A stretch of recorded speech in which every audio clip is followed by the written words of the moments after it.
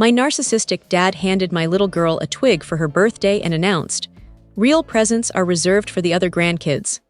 A few people chuckled nervously, but half an hour later, you could hear a pin drop when I finally snapped. I always knew my father was self-absorbed, but this crossed every line I thought even he wouldn't cross. Sophie had been counting the days to her 10th birthday for weeks. She had a whole list of hopes. A new bike, watercolor sets, perhaps a dollhouse. My wife Claire and I threw her a proper party, balloons everywhere, friends, family, the works. Everything was perfect until my parents showed up, fashionably late as always. Dad strode in like he owned the place, Mom trailing quietly behind him. He wasn't carrying a gift bag or anything wrapped. He was holding a gnarled, half-snapped branch he'd clearly picked up from the yard. Sophie looked at it, puzzled. "What is it?" she asked in her small voice. Dad thrust it toward her with a smug grin. "Happy birthday, sweetheart, that's your gift." A couple of awkward laughs rippled through the room. My sister Jenna smirked, her husband snorted. Mom forced a thin smile. Sophie took the stick like it might explode. "I don't get it," she whispered. Dad clapped once, delighted with himself. "Fancy gifts are only for the grandchildren who matter." Then he roared with laughter, like he'd just delivered the punchline of the century. Jenna giggled. A few guests chuckled politely, still thinking it was some weird grandfather humor. Sophie's chin trembled. She looked at Claire and me. "Why is Grandpa being mean?" Claire pulled her close. I felt every muscle in my body tighten. I turned to my father, voice low. "What is wrong with you?" He shrugged, utterly unbothered. "You lost the right to my respect years ago, Daniel. Why would I waste money on your kid?" The laughter immediately died. People suddenly realized this wasn't a joke. My vision blurred with rage. All the years of his favoritism, his digs, his control games crashed over me. But instead of shouting, I did something colder. I smiled, stood up, walked to the beautiful cake Sophie had helped decorate, and calmly cut 2 neat slices, one for her, one for Claire. Then I looked straight at my father. "You need to leave, now." The room went dead silent, not awkward silence. Heavy, irreversible silence. For 30 full minutes nobody spoke. Not Dad, not Mom, not Jenna, not a single guest. Dad sat there, arms folded, waiting for someone to defend him. Nobody did. Mom stared at the floor. Jenna refused to meet my eyes.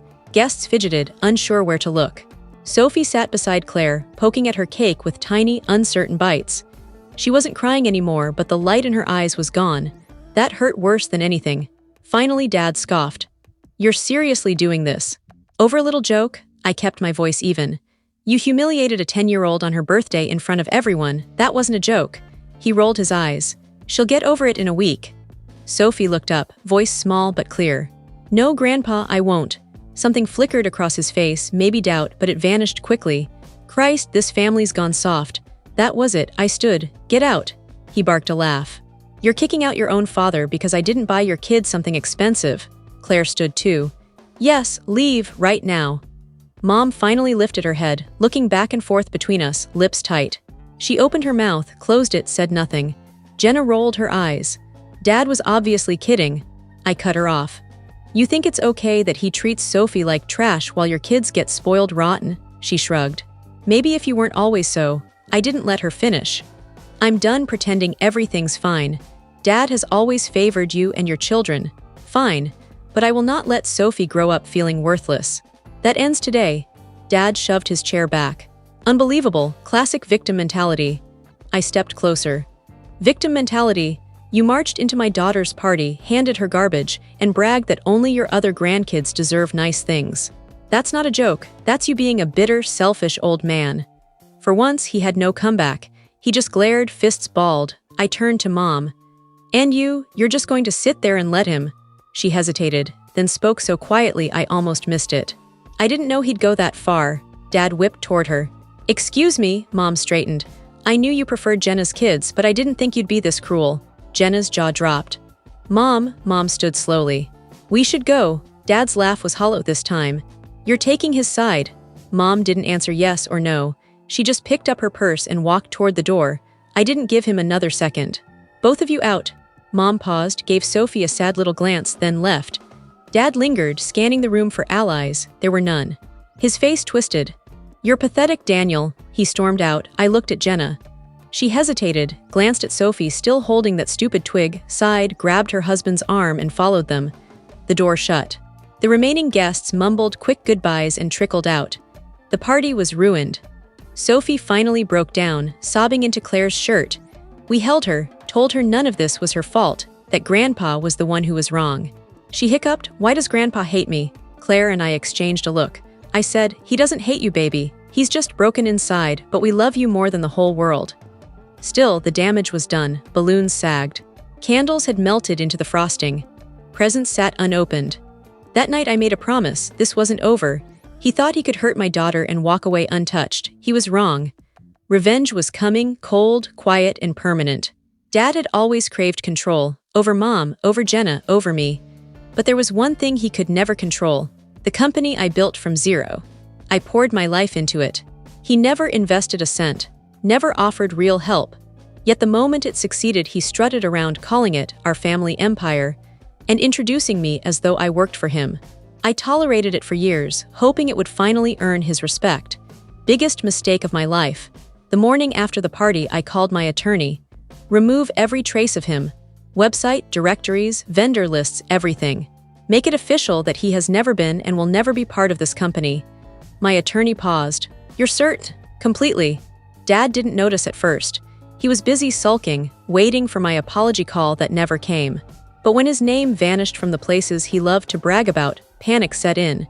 He barged into my office 3 days later, shoving past my assistant. "What the hell have you done?" I stayed seated calm. "I have no idea what you mean." I called the bank. Suddenly I'm not authorized for anything. The country club asked why my membership is under review. Board members are ignoring me. Explain. I shrugged. You told me I never earned your respect, so I stopped pretending you earned any part of my success. His face purpled. I helped build this. No, you took credit. There's a difference. You ungrateful. I raised a hand. You're in my building. I don't owe you an explanation, and I certainly don't owe you anything. He looked genuinely lost for the first time ever. All those years of pretending he was the patriarch, the kingmaker, and now the crown was gone. He stepped closer, voice shaking. You can't just erase me. I already did. I pressed the intercom. Security arrived within seconds. Dad stared at the 2 large guards, then back at me, realizing how small he suddenly looked. You're seriously having me thrown out. You threw yourself out the moment you decided my daughter wasn't worth a real gift. His mouth opened and closed like a fish. Then the office door opened again. Mom walked in alone. She looked exhausted but strangely calm. Dad blinked. Barbara, tell him he's lost his mind. Mom ignored him and spoke to me. Daniel, may I speak with you privately? I nodded. The guards stepped out. When the door closed, Mom took a breath. What your father did was unforgivable. I should have left him decades ago. Dad exploded. Barbara, she continued as if he hadn't spoken. I stayed because I was scared of being alone, scared of having nothing. But seeing what he did to Sophie, I'm not scared anymore. Dad went white. You're not seriously. I want a divorce, she said, looking straight at me, and I need your help to make sure I'm not left penniless. Dad slammed the desk so hard the frame rattled. This is his doing. He's turning you against me. Mom turned to him, voice steady. No, Howard. You turned me against you the day you decided one granddaughter was worthy and the other wasn't. Then she looked back at me. I've already met with an attorney. Half the assets are in my name. I intend to keep them and more, considering the emotional abuse I've endured. Dad's mouth worked soundlessly. I leaned back. Oh, and Dad, those personal loans you took out expecting the company to cover them. Guess whose credit gets ruined when they go unpaid? He staggered. You wouldn't. Already done. Mom gave him one last pitying look, then turned to me. Thank you for showing me I still have a spine. She walked out. Dad stood frozen, staring at the empty doorway. Then he looked at me, eyes wild. You think you've won? I stood, walked around the desk, and opened the door for him. I didn't need to win, Dad. I just needed my daughter to know she's priceless. You lost the moment you decided she wasn't. He shuffled out, shoulders slumped, the guards flanking him like a fallen dictator. My phone buzzed, a photo from Claire. Sophie at the ice cream parlor, chocolate smeared across her grinning face. That was all I needed. My father is out of our lives for good. Sophie will never again wonder if she's less than. And for the first time in my life, I'm completely free. If this story moved you, please like, share, and follow for more real-life triumphs over toxic family dynamics. Your support keeps these stories coming. Thank you for being here.